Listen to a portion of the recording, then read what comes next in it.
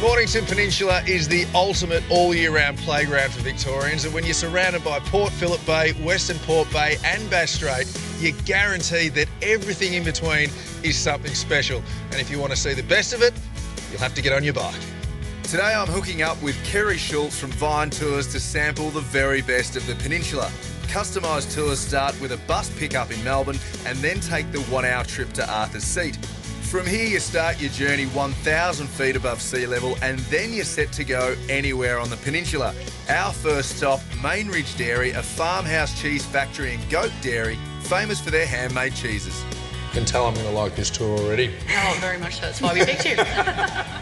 After a quick sample of all things goat with owner Bess Nixon, we're off to our next location, the Sunny Ridge Strawberry Farm. If they can make it using strawberries, you'll find it here, including cider and sparkling wine. You can even go out and pick strawberries, but for me, it was all about conserving my energy.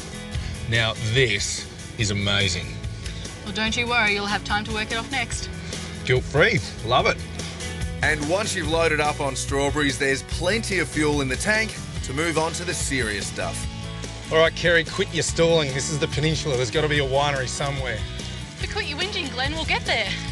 True to her word, we arrived at our first winery, Montalto. This is without a doubt one of the most popular vineyards on the peninsula. You can do a tasting, grab a bite to eat in their award-winning restaurant, or take a stroll through their sculpture collection.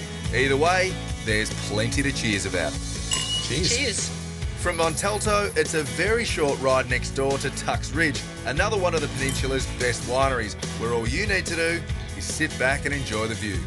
We shouldn't work so hard. I know. It's a terrible life, isn't it? It is. From Tux Ridge, it's off to our final stop on the tour, Merrick's General Store, where you can sample a huge range of wines from all over the peninsula or grab a coffee and a bite to eat.